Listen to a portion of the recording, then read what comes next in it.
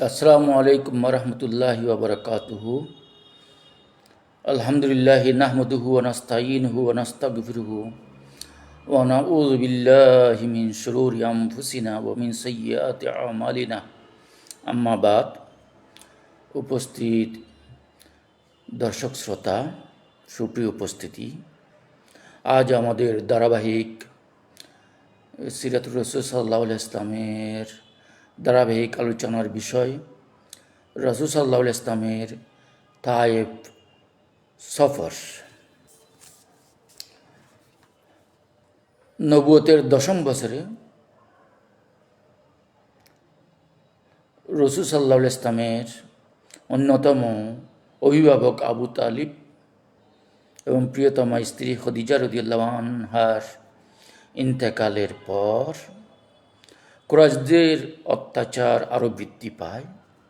এ বছরকে বলা হয় আমুল হুজন তথা দুঃখের বছর। এই অবস্থায় রাসূল সাল্লাল্লাহু আলাইহি ওয়াসাল্লাম মক্কার বাইরে গিয়ে ইসলাম প্রচারের এবং সাহায্য প্রাপ্তির আশায় হযরত যায়েদ ইবনে হারেসা রাদিয়াল্লাহু আনহুকে সাথে নিয়ে তায়েফের উদ্দেশ্যে রওনা হন। ইসলামের দাওয়া ইতিহাসের সবচেয়ে আবেগপূর্ণ, শিক্ষামূলক এবং মানবিকতার শ্রেষ্ঠ দৃষ্টান্ত রাসূল সাল্লাল্লাহু আলাইহি ইসলামের এ তায়েফ সফর।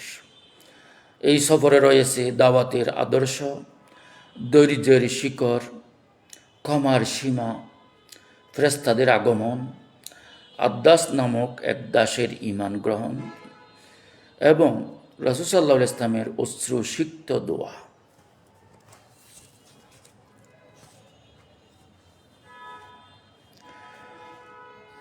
তায়েফবাসীদের দাওয়াত প্রত্যাখ্যান ও নির্যাতন। নবুয়তের দশম রাসূল সাল্লাল্লাহু আলাইহি ইসলাম তায়েফে প্রায় 10 দিন অবস্থান করে তাদের সর্দারদের নিকট, যে প্রধান গোত্র নেতা, গোত্রের সর্দারদের নিকট ইসলামের দাওয়াত পেশ করেন এবং আশ্রয় ও সাহায্য কামনা করেন। কিন্তু তায়েফবাসী তাকে কেবল প্রত্যাখ্যানই করেনি, বরং চরম দুর্ব্যবহার করে। তারা তাকে অপমানজনক ও কষ্টদায়ক কথা বলে বিতাড়িত করে। শুধু তাই নয়, তায়েফের মূর্খ ও দুষ্ট বালকদেরকে রাসূল সাল্লাল্লাহু আলাইহি ইসলামের পিছনে লেলিয়ে দেয়। তারা তাদের দাসদাসী এবং বকাটে ছেলেমেয়ে বালকদেরকে রসুলের পিছনে লেলিয়ে দেয়। বালকেরা তাকে গালি দিতে থাকে এবং পাথর নিক্ষেপ করতে থাকে। পাথরের আঘাতে রাসূল সাল্লাল্লাহু আলাইহি ইসলামের শরীরের বিভিন্ন স্থান থেকে রক্ত ঝরে। তার পায়ের জুতা জোড়া রক্তে ভিজে পায়ের সাথে আটকে যায়।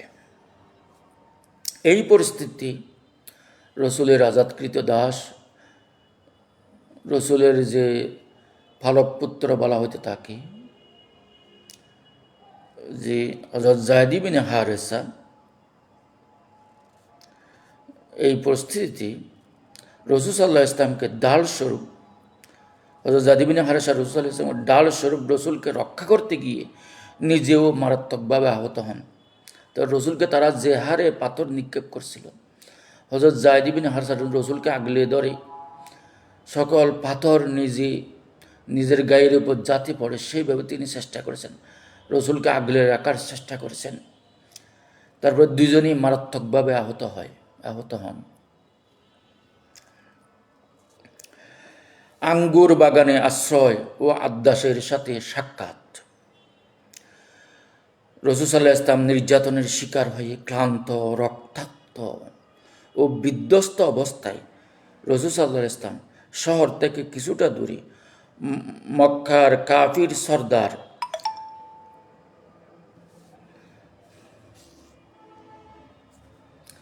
মক্কার কাফির সর্দার উতবা ইবনে রবিয়া এবং সাইবা ইবনে রবিয়ার মালিকানাধীন এক আঙ্গুর বাগানে আশ্রয় নেন।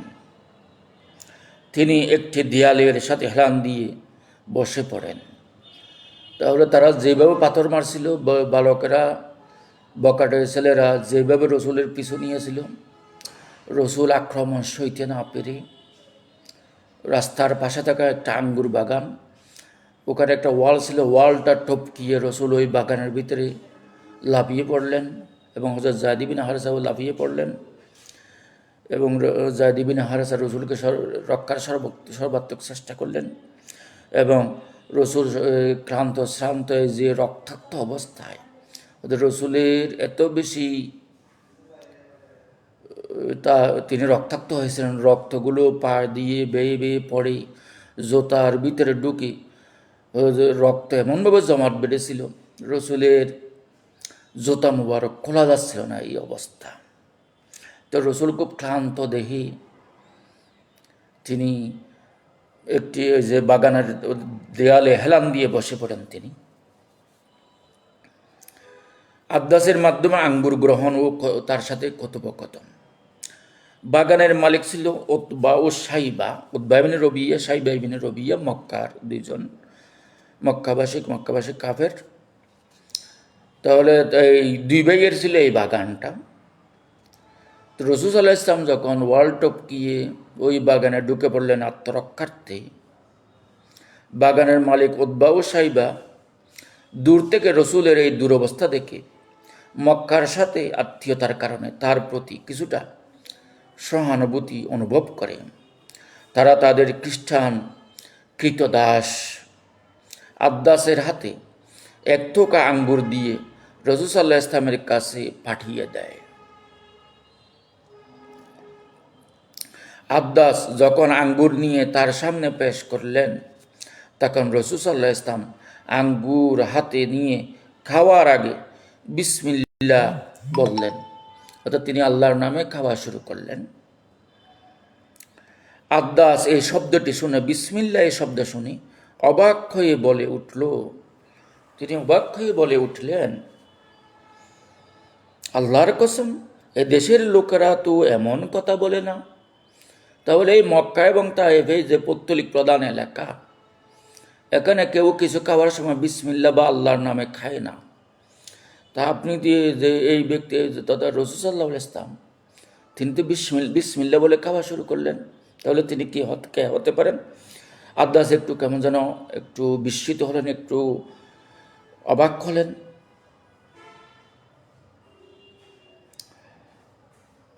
আব্দাস রসুলকে বললেন, আল্লাহর কসম, এ দেশের লোকেরা তো এমন কথা বলে না, অর্থাৎ বিসমিল্লাহ বলে থেকে তারা কিছু খায় না। রাসূল সাল্লাল্লাহু আলাইহি ওয়াসাল্লাম তখন ওই কৃতদাস আব্দাসকে বললেন, তুমি কোন দেশের লোক?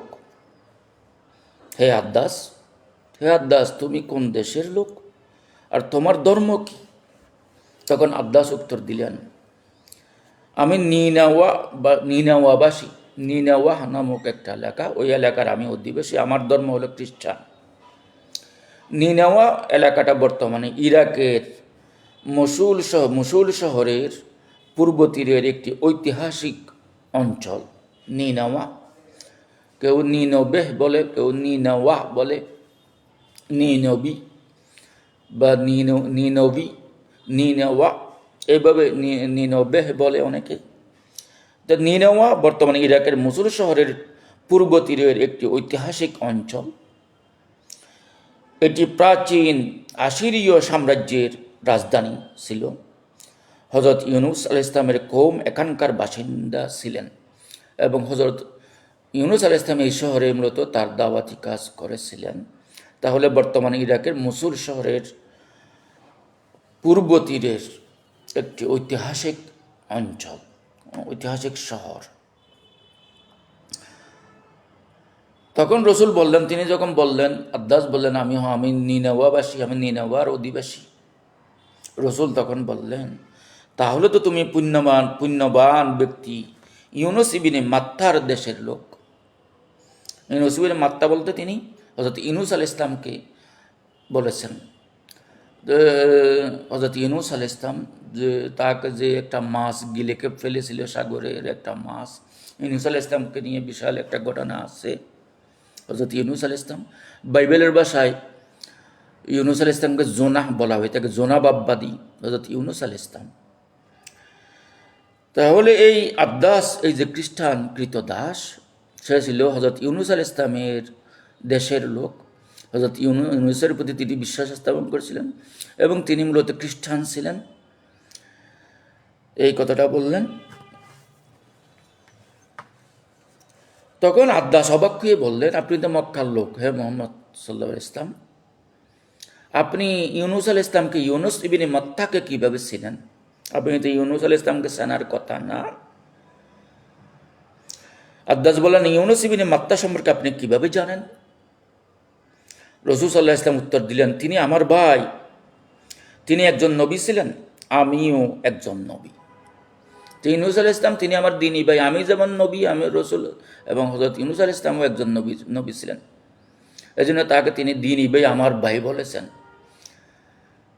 এই জন্য হাদিস শরীফে আছে, আল আম্বিয়াউ ইখওয়াতুন লি আল্লাহিন, আল আম্বিয়াউ ইখওয়াতুন লি আল্লাহিন, উম্মাহাতুহুম শাত্তা ওয়া দীনুহুম ওয়াহিদ। নবীগণ পরস্পর আল্লাতি ভাই, অর্থাৎ বৈমাত্রীয় ভাই। নবীগণ, রসুলগণ তারা পরস্পর বৈমাত্রীয় ভাই।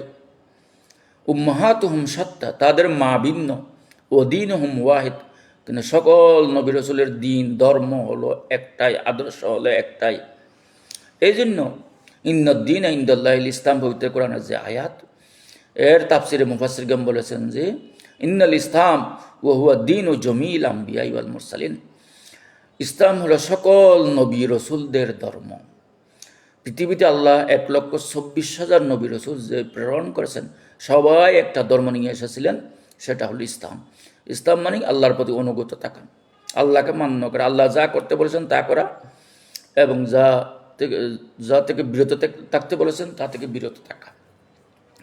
এবং ইসলামের মূল ভিত্তি, মূল ফাউন্ডেশন কয়েকটা বিষয়, যে দিন ইলাহি মানে আল্লাহর যে ধর্ম, তাওহীদবাদী দিন ও তাওহীদ, এটা হলো মূল ভিত্তি, মূল ফিলার হচ্ছে কয়েকটা বিষয়।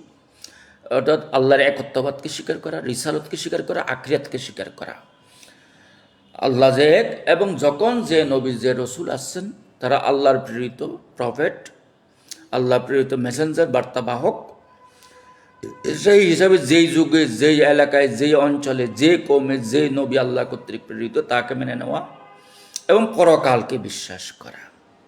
এই জন্য সকল নবী রসুলদের কলিমাও একই, তারা সবাই তাওহীদ এবং রিসালত এবং তাওহীদের প্রতি বিশ্বাস এবং আখিরাতের প্রতি, এবং তারা আল্লাহর একত্ববাদের প্রতি, আল্লাহকে এক বলে মানো, ওয়াজতানিবুত তাগুত, আল্লাহকে মানো, ওয়াবুদুল্লাহ ওয়ালা তুশরিকু বিহি শাইআ, আল্লাহর ইবাদত করো, আল্লাহর সাথে কাউকে শরীক করবে না। তাগুত, যে কোনো কুদরতদ্রোহী শক্তি, যে কোনো মূর্তি পূজা, এগুলো থেকে তোমরা বিরত থাকো। প্রতিমা পূজা, মূর্তি পূজা থেকে বিরত থাকো, আল্লাহর একত্ববাদকে মেনে নাও। এই জন্য হযরত আদম আলাইহিস সালাম, তার কলিমা যেমন লা ইলাহা ইল্লাল্লাহ আদমু নবিয়্যুল্লাহ। হযরত নূহ আলাইহিস সালামের কলিমা লা ইলাহা ইল্লাল্লাহ নূহু রাসূলুল্লাহ। হযরত ইব্রাহিম আলাইহিস সালামের কলিমা, তিনি যে দিয়েছিলেন, আহ্বান জানিয়েছেন, লা ইলাহা ইল্লাল্লাহ। ইব্রাহিমু খলিলুল্লাহ। তাহলে হযরত মূসা আলাইহিস সালাম বলেছেন, লা ইলাহা ইল্লাল্লাহ মূসা কলিমুল্লাহ। হযরত ঈসা আলাইহিস সালাম বলেছেন, লা ইলাহা ইল্লাল্লাহ ঈসা রূহুল্লাহ। তো শেষ পর্যন্ত মুহাম্মদ সাল্লাল্লাহু আলাইহি ওয়াসাল্লাম বলেছেন, লা ইলাহা ইল্লাল্লাহ মুহাম্মাদুর রাসূলুল্লাহ। তাহলে সকল নবী রাসূলদের দাওয়াতের মধ্যে দুইটা জিনিস আমরা দেখতে পাই। একটা হলো তাওহীদ, আল্লাহর একত্ববাদকে মেনে নেওয়া। দুই হলো রিসালাত এবং আখিরাত, এবং আল্লাহর একত্ববাদ, আল্লাহ এক, আল্লাহর প্রতি ইবাদত করো, এবং যাবতীয় মূর্তি পূজা, প্রতিমা পূজা, যে কোনো ধরনের শিরক থেকে তোমরা বিরত থাকো। তাহলে সকল নবীগণের ধর্ম একটাই। আল্লাহ রাসূল যে হাদিসে বলেছেন, আল আম্বিয়া ও ইখওয়াতুন লি আল্লাহিন, উম্মাহাতুহুম শাত্তা ওয়া দীনুহুম ওয়াহিদ। নবীগণ সবাই পরস্পর বৈমাত্রীয় ভাই, তাদের মা ভিন্ন হলেও ধর্ম এক, দিন এক। এই জন্য নবী সাল্লাল্লাহু আলাইহি ওয়াসাল্লাম, হযরত ইউনুস আলাইহিস সালামকে নিজের ভাই বলেছেন, তিনি আমার ভাই। তিনি আমার ভাই। রাসূল সাল্লাল্লাহু আলাইহি ওয়াসাল্লাম বলেছেন, তিনি আমার ভাই। ইউনুস ইবনে মাত্তা, তিনি আমার ভাই। তিনি একজন নবী ছিলেন, আমিও একজন নবী। এই কথা শুনি আদ্দাস আবেগ আপ্লুত হয়ে এবং আবেগ আপ্লুত হয়ে পড়েন এবং রাসূল সাল্লাল্লাহু আলাইহি ওয়াসাল্লামের মাথা, হাত ও পায়ে চুমু দেয় এবং ইসলাম গ্রহণ করেন। রসুলের যে বিসমিল্লাহ বলা, রসুল যে হজরত ইউনুসকে স্মরণ করা, হজরত ইউনুস আলাইহিস সালামকে সম্মান করা, তাকে ভাই বলে ডাকা এবং তিনি নিজেকে একজন নবী বলে পরিচয় দিয়েছেন, এতে এই যে খ্রিস্টান কৃতদাস আদ্দাস নিনেওয়ার অধিবাসী, যিনি বিকৃত হয়ে এখানে তায়েব চলে এসেছেন ইরাক থেকে, তাহলে রসুলের এই কথাবার্তা আচরণ, রসুলের এই আদর্শ দেখে তিনি সঙ্গে সঙ্গে রসুলের হাত এবং পায়ে এবং মাথায় তিনি চুমু দিলেন এবং রসুলের হাতে ইসলাম গ্রহণ করলেন। ওই দুই মালিক তারা যে রসুলকে শুধুমাত্র একটু মেহমানদারি করা, যে রসুল ক্লান্ত, শ্রান্ত, ক্ষুধার্ত এবং তার যে আক্রমণ, রসুল যে ব্যাপকভাবে আঘাতপ্রাপ্ত হয়ে যেভাবে তিনি ক্লান্ত পরিশ্রান্ত হয়ে পড়েছেন, তার প্রতি সহানুভূতিশীল হয়ে মক্কার ওই দুই লোক, ওই আঙ্গুর বাগানের মালিক, রসুলকে মেহমানদারি করার জন্য এই দাসকে পাঠিয়েছিল একটি আঙ্গুরের থোকা দিয়ে। কিন্তু এই আদ্দাস রসুলকে দেখে, রসুলের আচরণ দেখে সঙ্গে সঙ্গে রসুলের হাত পা কপালে চুমু দেওয়া শুরু করছে। এটা দেখে মালিকগণ অবাক হয়ে গেছে, তোমাকে পাঠাইছিলাম মেহমান কিছু, তাকে আঙ্গুর কাপড়, তুমি তো দেখি তারই ভক্ত হয়ে গেলাম। এইভাবে তখনই এই আদ্দাস রসুলের হাতে ইসলাম ধর্ম গ্রহণ করলেন। এখানে এই বিষয়ে একটু আরবি যে সিরাত গ্রন্থগুলো এই কথাগুলো বলেছেন, আরবিতে তারা বর্ণনা করেছেন। কালা লাহুন নবী সাল্লাল্লাহু আলাইহি ওয়াসাল্লাম, নবী সাল্লাল্লাহু আলাইহি ওয়াসাল্লাম আদ্দাস কৃতদাস এই আদ্দাসকে উদ্দেশ্য করে বললেন, মিন আইয়ি বেলাদিন আনতা, হে আদ্দাস তুমি কোন দেশের লোক? কালা আনা মিন আহলি নিনাওয়াই, আমি তো নিনেওয়ার লোক। কারণ নবী সাল্লাল্লাহু আলাইহি ওয়াসাল্লাম মিন করিয়াতির রাজুলিস সালিহ ইউনুস ইবনে মাত্তা, তুমি তো নেককার বন্দা ইউনুস ইবনে মাত্তার গ্রামের লোক। কালা ওমা ইউদরিকা মা ইউনুস ইবনে মাত্তা, তখন আদ্দাস বলল, ইউনুস ইবনে মাত্তা কে? এটা আপনাকে কে জানাইলো? ইউনুস ইবনে মাত্তাকে আপনি কিভাবে চিনেন? কারণ নবী সাল্লাল্লাহু আলাইহি ওয়াসাল্লাম, তখন নবী সাল্লাল্লাহু আলাইহি ওয়াসাল্লাম বললেন, যাকা আখি, এই ইউনুস ইবনে মাত্তা হলো আমার ভাই। কানা নবিয়্যান ওয়া আনা নবিয়্য, তিনিও একজন নবী ছিলেন, ইউনুস ইবনে মাত্তা হযরত ইউনুস, আমিও একজন নবী।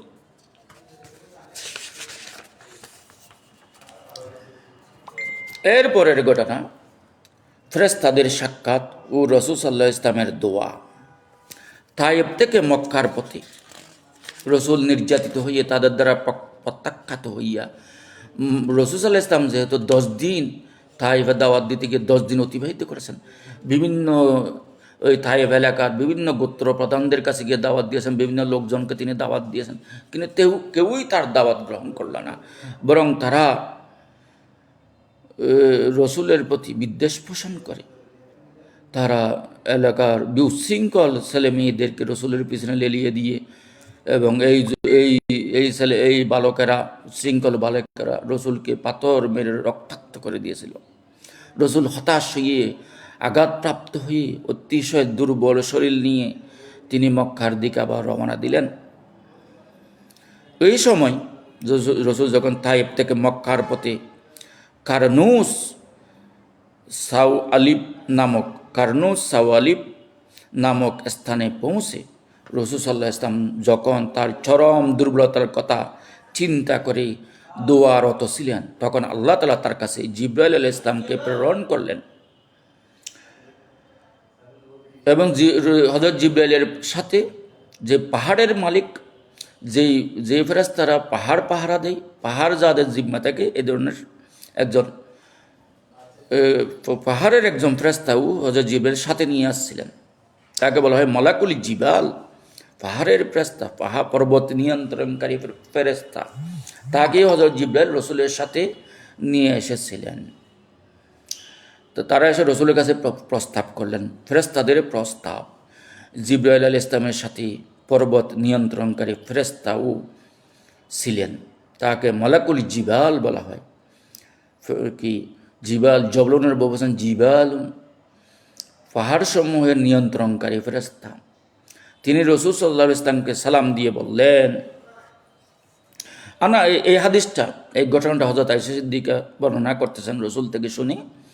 হাদিস আকারে এটা তিনি বর্ণনা করতেছেন। হযরত রসুলের সহধর্মিনী হযরত আয়েশা সিদ্দিকা রাদিয়াল্লাহু আনহা এই হাদিসটা পরবর্তীতে সাহাবা ইকরামদের সামনে বর্ণনা করেছিলেন।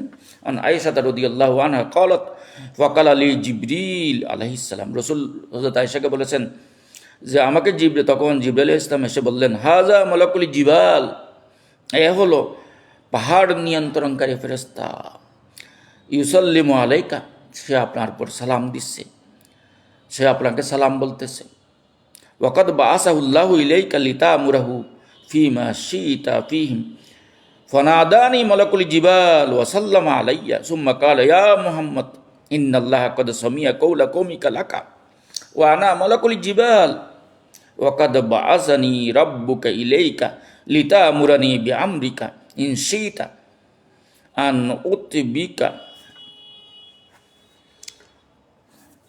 উদ্বিকা আলাইহিমুল আহসায়াইন ফাআলতু। আয়েশা রাদিয়াল্লাহু আনহা থেকে বর্ণিত, তিনি বলেন জিবরাইল আলাইহিস সালাম আমাকে, অর্থাৎ রাসূল সাল্লাল্লাহু আলাইহি ওয়াসাল্লামের দিকে ইঙ্গিত করে তিনি বললেন, ইনি হলেন পর্বতসমূহের ফেরেশতা, তিনি আপনাকে সালাম দিচ্ছেন। আল্লাহ তাকে আপনার কাছে এই জন্য পাঠিয়েছেন যেন আপনি এই লোকরা, এই তাইফবাসীরা, এই লোকদের সম্পর্কে তাকে যা ইচ্ছা আদেশ করতে পারেন। অতঃপর পর্বতসমূহের ফেরেশতা আমাকে ডাকলেন এবং সালাম দিলেন। তারপর বললেন, হে মুহাম্মদ, আপনার কওমের পক্ষ থেকে আপনার প্রতি যে কথা বলা হয়েছে আল্লাহ তা শুনেছেন। আমি পর্বতসমূহের ফেরেশতা, আপনার রব আমাকে আপনার কাছে পাঠিয়েছেন আপনার নির্দেশ পালনের জন্য। আপনি যদি চান তাহলে আমি তাদের উপর 2 পাহাড়কে একত্রে ফিসে দেব। তাহলে এই ফেরেশতা, এই পাহাড় নিয়ন্ত্রণের ফেরেশতা রসুলের কাছে আবেদন করলেন, এরা যে আপনাকে এত অপমান করলো তাইফবাসী, তারা এইভাবে পাথর মেরে আপনাকে রক্তাক্ত করলো, আপনাকে এত অপমান, এত নির্যাতন চালালো আপনার উপর, আপনি এত ক্লান্ত, শ্রান্ত, দুঃখ ভারাক্রান্ত, আপনি আমাকে নির্দেশ দিন। আপনি যদি নির্দেশ দেন, এবং আল্লাহ আমাকে সে ক্ষমতা দিয়েছে, আপনি যা বলবেন আপনার নির্দেশ যথাযথ বাস্তবায়নের জন্য আল্লাহ আমাকে নির্দেশ দিয়ে পাঠাইছেন। আপনি যদি বলেন, আপনি যদি চান, তাইফবাসীদের, তাইফের 2 পাহাড়ে যে 2টা পাহাড় আছে, ওই 2 পাহাড় একটার সাথে আরেকটা আমি মিলিয়ে দেব, মিশিয়ে দেব। তো 2 পাহাড় যখন একত্রিত করে দেব, তখন এই তাইফের লোকজন, তাইফবাসীরা সবাই পাহাড়ের নিচে পিষে মরবে। আপনি কি অনুমতি দিবেন? আপনি যদি নির্দেশ দেন, আমি এক্ষুনি তাদেরকে 2 পাহাড় একত্রিত করে পাহাড়ের নিচে ওদেরকে পিষিয়ে মারব। রসুল বললেন, না, আমি রাহমাতুল্লিল আলামিন, আমি জগৎবাসীর জন্য রহমত হিসেবে প্রেরিত হয়েছি। আমি নবী, আমি শেষ নবী, আমি কারোর জন্য বদদুয়া করতে পারি না। ও নবীয়মে রহমতুল্লাহ কপ্পানেওয়ালা, এই নবী সাল্লাল্লাহু আলাইহি ওয়াসাল্লাম ছিলেন রহমতুল্লিল আলামিন, তিনি জগৎবাসীর জন্য দয়া হিসেবে। অনেক নবী অতীতে তার উম্মতের জন্য বদদুয়া করেছেন, কিন্তু রসুল কখনো এইভাবে, যতই তার উম্মত, যতই এলাকার মানুষ তারকে যতই কষ্ট দিক না কেন, এই মক্কাবাসী, এই তাইফবাসী রসুলকে যে পরিমাণ কষ্ট দিয়েছে, এই মক্কাবাসীর রেগুলার, এই কোরাইশের মানুষ, মক্কার মানুষ রসুলের বাসায় ঢিল মারত। রসুলের যে যে খাবারের যে হাঁড়ি পাতিল ছিল, যেই হাঁড়ি পাতিল রসুলের রান্না হইতো, ওখানে পর্যন্ত তারা ময়লা নিক্ষেপ করতো। রসুলকে এইভাবে তারা অপমান করতো, পথে কাঁটা বিছিয়ে দিত, অনেকেই দিত কাঁটা, রসুল যেন কাঁটা বিদ্ধ হয়। এত অপমান করেছে রসুলকে, এবং রসুলের অসংখ্য সাহাবাকে তারা মেরে ফেলেছে ওখানে মক্কায়। হযরত সুমাইয়া রাদিয়াল্লাহু আনহাকে বর্ষার আঘাতে হত্যা করেছে আবু জেহেল। তারপরে রসুল তাদের জন্য বদদুয়া করেনি, আল্লাহুম্মা ইহদি কওমি ফাইন্নাহুম লা ইয়ালামুন ফাইন্নাহুম লা ইয়াফকাহুন, হে আল্লাহ আমার কওমকে, আমার সম্প্রদায়কে হেদায়েত দান করুন, এরা বুঝতে পারছে না। তাহলে আল্লাহ রসুল কখনো তার উম্মতের জন্য বদদুয়া করে নেই। যদিও বা এবং আল্লাহ রসুল আশা করেছেন এই প্রজন্ম না হয়, এই লোকগুলো বর্তমান প্রজন্মেরগুলো ইমান আনছে না, হয়তো পরবর্তী প্রজন্ম তাদের বংশধরেরা ইমান আনতে পারে। কিন্তু হযরত নূহ আলাইহিস সালাম 950 বছর তার উম্মতকে দাওয়াত দিয়েছিলেন। তিনি 950 বছর দাওয়াত দেওয়ার পর 60-70 জন উম্মত পেয়েছিলেন, আর কেউ তার প্রতি ইমান আনে না। হযরত নূহ আলাইহিস সালাম পাগলের মতো হয়ে গেছিল। তাদের তাদের যখন তিনি দাওয়াত দিতে যেতেন হযরত নূহ আলাইহিস সালাম তার উম্মতের কাছে, ওদের একটা এই পাগল আসছে সারাক্ষণ বলে কি আল্লাহর ইবাদত করো, মূর্তি পূজা ছাড়ো, পৌত্তলিকতা ছাড়ো, ওদের এই পাগল আসছে। হযরত নূহ আলাইহিস সালামকে তারা পাগলই বলতো। হযরত নূহ আলাইহিস সালাম দেখলেন 60-70 জন যারা কেউ তার প্রতি ইমান আনছে না। তখন হযরত নূহ আলাইহিস সালাম বাধ্য হয়ে বদদুয়া করেছিলেন, আল্লাহুম্মা লা তাযল আলাল আরদি মিনাল কাফিরিনা দাইয়ারা ইন্নাহু ইনতাজার লাম ইয়ালিদ ইল্লা ফাজিরান কাফারা। যদি এই কাফেরগুলো আপনি বাঁচিয়ে রাখেন, আল্লাহ এই পৃথিবীতে একটা কাফেরও বাঁচিয়ে রাখবেন না, তাদেরকে সবাইকে ধ্বংস করে দিন। এগুলো যদি বেঁচে থাকে, এই কাফির, এরা তো কাফির এবং ফাজির ছাড়া ভালো কিছু জন্ম দিবে না। গোকরা সাপ থেকে গোকরা সাপের জন্ম হয়, ছাগলের ছানা তো আর জন্ম দিবে না। তাহলে এরা কাফের, এরা জীবন কুফরির উপরেই অটল থাকবে। সুতরাং এদের থেকে যে সন্তানগুলো জন্ম নেবে এরাও কাফের হবে। সুতরাং এদেরকে আর বাঁচিয়ে রাখবেন না। হযরত নূহ আলাইহিস সালাম সেই বদদুয়া করেছিলেন এবং আল্লাহ মহাপ্লাবন দিয়ে হযরত নূহ আলাইহিস সালামের কওমগুলোকে সবাইকে একেবারে পানিতে ডুবিয়ে মেরেছিল। কিন্তু আল্লাহ রসুল বদদুয়া করেন এই তাইফবাসীর জন্য। তিনি বলেছিলেন, না, এরা না হয় ইমান আনছে না, তারা বুঝছে না, আমার উপর তারা নির্যাতন চালাচ্ছে, কিন্তু পরবর্তী প্রজন্ম হলে তো প্রজন্মটি তার প্রতি ইমান আনবেই। সুতরাং আমি কারোর জন্য বদদুয়া করব না।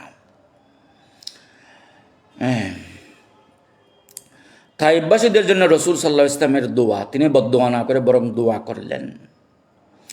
ফেরেশতাদের এমন চরম প্রস্তাবের পরও দয়ার নবী রসুল সাল্লাল্লাহু আলাইহি ওয়াসাল্লাম তাদের ধ্বংস কামনা করলেন না, বরং তাদের ভবিষ্যৎ বংশধরদের জন্য দোয়া করলেন। ফকাল রসুল্লাহ সাল্লাল্লাহু আলাইহি ওয়াসাল্লাম বল আরজু আন ইয়াহরুজাল্লাহু মিন আসলাবিহিম মান ইয়াবুদুল্লাহ ওয়াহদাহু লা ইউশরিকু বিল্লাহি শাইয়্যা। রাসূলুল্লাহ সাল্লাল্লাহু আলাইহি ওয়াসাল্লাম বললেন, বরং আমি আশা করি আল্লাহ তাদের উরস থেকে, পরবর্তী প্রজন্ম থেকে এমন লোক সৃষ্টি করবেন যারা একমাত্র আল্লাহর ইবাদত করবে এবং তার সাথে কাউকে শরীক করবে না। তাহলে এই প্রজন্ম না হয় ইমান আনছে না, কিন্তু পরবর্তী প্রজন্ম তো তাদের সন্তানরা অবশ্যই ইমান আনবে, সেটাই তো আমরা আশা করতে পারি। কিন্তু পরবর্তীতে এই যে হুনাইন যুদ্ধ, মক্কা বিজয়ের পরে, 8ম হিজরিতে মক্কা বিজয়ের কয়েকদিন পরেই হুনাইন বিজয় হয়েছিল। ওই হুনাইন এলাকায় যুদ্ধটা ওই তাইফের পার্শ্ববর্তী ওই এলাকায় হয়েছিল। এই হুনাইন যুদ্ধের পরে, মক্কা বিজয়ের পরে তাইফের অধিকাংশ কৌম, অধিকাংশ বংশ, অধিকাংশ গোত্র সবাই ইসলামের ছায়াতলে চলে আসছিল। তাহলে বেশি দিন যায়নি। এটা নবুয়তের 9ম বর্ষের ঘটনা এবং 8ম হিজরিতে মক্কা বিজয়। রাসূল সাল্লাল্লাহু আলাইহি ওয়াসাল্লামের দোয়ায়ে মুস্তাদআফিন, অসহায়ত্বের দোয়া তিনি যেটা করেছিলেন, নির্যাতনের পর বাগানে বসে রাসূল সাল্লাল্লাহু আলাইহি ওয়াসাল্লাম আল্লাহর দরবারে যে আকুল আবেদন করেছিলেন, তা ইতিহাসে দোয়ায়ে মুস্তাদআফিন তথা অসহায়ের দোয়া নামে পরিচিত। তিনি যে রাসূল সাল্লাল্লাহু আলাইহি ওয়াসাল্লাম যে দোয়াটা করেছিলেন, আল্লাহুম্মা ইলাইকা আশকু দুফা কুওয়াতি ওয়া কিল্লাতা হিলাতি ওয়া হাওয়ানি আলান নাস ইয়া আরহামার রাহিমিন আনতা রব্বুল মুস্তাদআফিন ওয়া আনতা রব্বি ইলা মান তাকিল্লানি ইলা বয়িদিন ইয়াতাজাহহামুনি আও ইলা আদুইন মাল্লাকতাহু আমরি ইল্লাম ইয়াকুন বিকা আলা গদব আলা ইল্লাম ইয়াকুন বিকা আলাইয়া গদবুন ফালা উবালি গায়রা আন্না আফিয়াতাকা হিয়া আউসাউ লি আউযু বিনুরি ওয়াজহিকাল্লাযী আশরাকাল্লাহু যুলামাত ওয়া সালুহা আলাইহি আমরুদ দুনিয়া ওয়াল আখিরা মিন আইয়াহিল্লা আলাইয়া গযাবুক আও আইয়ানজিলা বি সাহতাকা লাকাল উতাবি হাত্তা তারদা ওয়ালা হাওলা ওয়ালা কুওয়াতা ইল্লা বিক। হে আল্লাহ, আমি তোমার কাছেই ফরিয়াদ জানাচ্ছি আমার দুর্বলতার, আমার উপায় উপকরণের স্বল্পতার এবং মানুষের কাছে আমার মূল্যহীনতার। হে দয়ালুদের মধ্যে শ্রেষ্ঠ দয়ালু, তুমি দুর্বলদের প্রতিপালক, আর আর তুমি আমারও রব। তুমি আমাকে কার কাছে সুপর্দ করছো? কোনো দূরবর্তী অপরিচিতের হাতে যে আমার সাথে কঠোর ব্যবহার করবে, নাকি এমন কোনো শত্রুর হাতে যাকে তুমি আমার রিজিকের মালিক করে দিয়েছ? যদি আমার উপর তোমার কোনো ক্রোধ না থাকে, তবে আমি কোনো পরোয়া করি না। তবে তোমার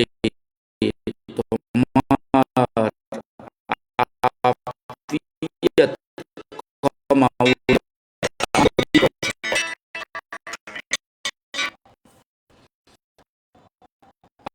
তোমার যা দ্বারা সকল হয়ে যায়, দ্বারা দুনিয়া ও আখিরাতের সকল কাজ পরিশুদ্ধ হয়। এই কথার মাধ্যমে আমি তোমার ক্রোধ আমার উপর নেমে আসা থেকে, অথবা তোমার অসন্তুষ্টি আমার উপর নাজিল হওয়া থেকে তোমার আশ্রয় চাই। তোমার সন্তুষ্টি অর্জনই আমার একমাত্র লক্ষ্য। তোমার শক্তি ও সাহায্য ছাড়া কোনো অন্যায় কাজ থেকে বেঁচে থাকা সম্ভব নয় এবং কোনো ভালো কাজ করা সম্ভব নয়।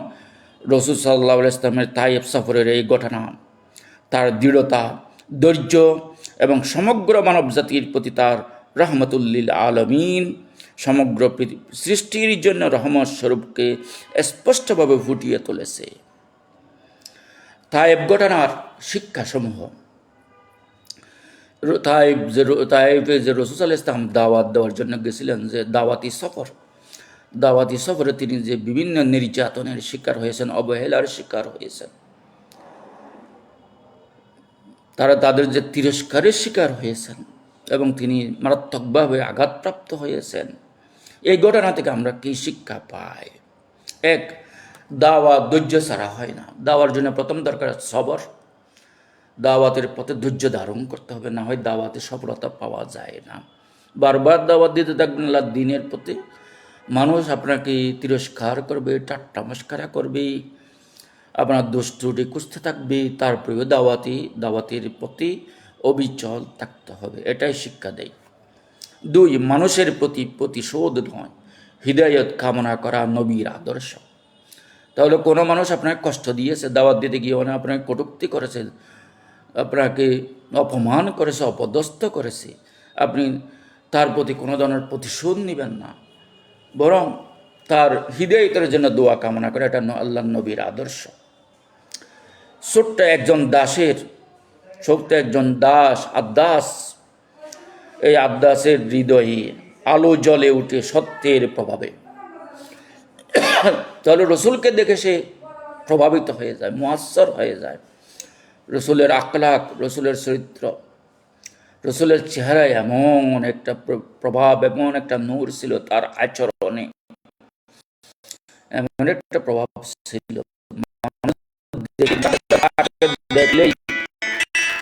দেখলেই প্রভাবিত হয়ে যেত। দুঃসময়ে আল্লাহ, 4 নম্বর, দুঃসময়ে আল্লাহর সাহায্য আসে। এর প্রমাণ হলো জিবরাইল ইসলাম এবং মলিকুল জিবালের যে ফেরেশতা, পাহাড় নিয়ন্ত্রণকারী, পর্বত নিয়ন্ত্রণকারী ফেরেশতারা এসে রসুলকে সান্ত্বনা দেওয়ার জন্য তারা এসেছেন এবং রসুলকে পরীক্ষা করেছেন। তিনি রহমতুল্লিল আলমের শেষ নবী, তিনি কখনো বদদুয়া করতে পারেন না। তাকে প্রস্তাব দিয়েছেন, কিন্তু রসুল তাদের প্রস্তাব গ্রহণ করেননি। না, আমি কখনো আমার কওমের জন্য বদদুয়া করতে পারি না। তাহলে এখানে রসুলের বিপদ আপদে ফেরেশতারা এসে গেছে রসুলের সাহায্যের জন্য, কিন্তু রসুল তাদের সাহায্য গ্রহণ করেননি, কিন্তু আল্লাহ পাঠাইছেন রসুলকে সাহায্য করার জন্য। তাহলে বিপদ আসলে সাহায্য আসে, এটাই তার প্রমাণ। 5, দাওয়াতের পথ কখনো একদিনে ফল দেয় না। একদিনে সবাইকে দাওয়াত দিয়ে আপনার দিনে, আপনার ধর্মে, আপনার দাওয়াত আপনি কবুল করাতে পারবেন, সবাই ভালো হয়ে যাবে একদিনে, সব কিছু কোরআন হাদিস সব কিছু আমল করে ফেলবে, নামাজি হয়ে যাবে, দিনদার হয়ে যাবে, পরহেজগার হয়ে যাবে, খারাপ কাজ করবে, এটা না। একদিনে সব কিছু হয় না, এগুলো ধীরে ধীরে ধীরে ধীরে মিশনারি কাজ, এগুলো ধীরে ধীরে করতে হয়। যে তাইফবাসীরা রসুলকে নবুয়তের 9ম বছরে পাথর মেরে রক্তাক্ত করেছিল, সেই রসুল যখন হিজরত করে মদিনায় গেলেন, ওখান থেকে হিজরতের 8 বছর পরে 8ম হিজরিতে তিনি এই মক্কা এবং হুনাইন তাইফ এলাকা তিনি বিজয়ী করতে সক্ষম হয় এবং মক্কা এবং তাইফের অধিকাংশ সম্প্রদায়, অধিকাংশ গোত্র ইসলামের ছায়াতলে চলে আসে। 6, নবী সাল্লাল্লাহু আলাইহি ওয়াসাল্লামের চরিত্রই ছিল সবচেয়ে বড় দাওয়াত। তাহলে রসুলের যে চরিত্র মাধুর্য, আখলাকুন নবী ইন্নাকা লাআলা খুলুকিন আযীম, হে রসুল আপনি মহান চরিত্রের উপর অধিষ্ঠিত। যে রসুলের যে চরিত্র মাধুর্য, এই চরিত্র দেখেই মানুষ, রসুলকে দেখলেই প্রভাবিত হয়ে যেত, মানুষ ইসলাম ধর্ম গ্রহণ করত। এবং রসুল নিজেই একটা দাওয়াতের মডেল, এবং রসুলের চরিত্রই ছিল সবচেয়ে বড় দাওয়াত। একজন খ্রিস্টান কৃতদাস রসুলের কথা শুনেই প্রভাবিত হয়ে গেছে। তাহলে ইসলাম কি আসলে তরবারি জোরে ছড়িয়ে পড়েছে সারা বিশ্বব্যাপী? না। ইন্তাশারাল ইসলামু বিদ্দাওয়া ওয়া বিল আখলাকিল হাসানা, ইসলাম সারা বিশ্বে ছড়িয়ে পড়েছে দাওয়াত এবং উত্তম চরিত্র মাধুর্যের মাধ্যমে, তরবারের মাধ্যমে, শক্তির জোরে যুদ্ধের মাধ্যমে ইসলাম ছড়িয়ে পড়েনি। এই বাংলাদেশে কোন মুজাহিদ এসে যুদ্ধ করেছিল? এই বাংলাদেশের এখন 90% মানুষ মুসলমান। এখানে তো কোনো যুদ্ধ হয় নাই, কোনো মুসলমানরা সেখানে যুদ্ধ করেনি অমুসলিমদের বিরুদ্ধে। এখানে সুফি, দরবেশ, আউলিয়া একরাম, পীর, আলেম, ওলামা, সাহাবি, তাবিন, তবে তাবিন, বড় বড় পীর মুজাহিদ, এরাই এখানে এসে দাওয়াত দিয়েছিল। এরা নিজেরা মার খেয়েছে, অনেকেই শাহাদাত বরণ করছে। এগুলো সহ্য করে করে তারা ধীরে ধীরে ধীরে ধীরে আরব ব্যবসায়ীরা এখানে চট্টগ্রাম বন্দর আছে, সুরমা নদীতে বন্দর আছে, ঢাকাতে ঢুকছে, বুড়িগঙ্গা নদীর নৌপথে অনেক আরব বণিক এসেছে। তারা এসে এখানে ধীরে ধীরে মানুষের কাছে দাওয়াত দিয়ে দিয়ে আজকে এই এলাকা মেজরিটি মুসলমান। মালয়েশিয়াতে কোনো যুদ্ধ হয়নি, কোনো মুসলমানরা তো মালয়েশিয়া দখল করে না, এখানে কেন সবাই মেজরিটি মুসলমান? ইন্দোনেশিয়াতে কেউ ইয়া করে নাই, ওখানে কেন মুসলমান? রাসূল সাল্লাল্লাহু আলাইহি ওয়াসাল্লাম 13 বছর মক্কায় কুফারে মক্কা দ্বারা নির্যাতিতই হচ্ছিল, ওনারা বের হতেই পারছিল না। সবাই নিজের ঈমান এবং জীবন বাঁচানোর জন্য প্রথম নবুয়তের 5ম বছরে এবং 6ষ্ঠ বছরে 2 দল আবিসিনিয়া হিজরত করেছিলেন নিজের জীবন এবং ঈমান রক্ষার জন্য। এবং নবুয়তের 12তম বছরে তারা হিজরত করেছিল কোথায়? মদিনায়, রসুল এবং সর্বশেষ রসুল এবং হযরত আবু বকর। তাহলে এখানে 13 বছর যাবৎ মক্কায় মুসলমানরা নির্যাতিত হচ্ছিল। অন্যদিকে আপনার মদিনাতে হাজার হাজার মানুষ এর আগে ইসলাম ধর্ম গ্রহণ করে ফেলেছে। তাহলে ওখানে কে তরবারি দিয়ে মদিনা দখল করেছিল? তরবারের জোরে যদি ইসলাম প্রচার হয়, তো মদিনায় কেন হাজার হাজার মানুষ ইসলাম ধর্ম গ্রহণ করে বলল? রসুল হিজরত করার আগেই। তো এই জন্য দেখা যায় তরবারের জোরে ইসলাম বিশ্বে ছড়িয়ে পড়ে নাই, বাহুবলের জোরে নয়, চরিত্রের জোরেই। একমাত্র চরিত্র মাধুর্য, এটার মাধ্যমেই মুসলমানদের আখলাক, চরিত্র, তৎকালীন সাহাবে একরাম, তাবিন, তবে তাবিন, উন্নত চরিত্র মাধুর্য দেখেই, চরিত্র মাধুরী দেখেই মানুষ ইসলামের প্রতি ঝাঁপিয়ে পড়ে, ইসলামের ছায়াতলে তারা চলে আসে। তাহলে ওমান আহসানু কওলান মিম্মান দাআ ইলাল্লাহ ওয়া আমিলা সালিহান ওয়া ক্বালা ইন্নানী মিনাল মুসলিমিন। তাহলে আজ আমি আর আমার আলোচনা দীর্ঘায়িত করতে চাই না। সবাইকে ধন্যবাদ জানিয়ে আমার আলোচনা এখানে সমাপ্তি ঘোষণা করছি। ওমা তৌফিক ইল্লা বিল্লাহ। আসসালামু আলাইকুম ওয়া রাহমাতুল্লাহি ওয়া বারাকাতুহু।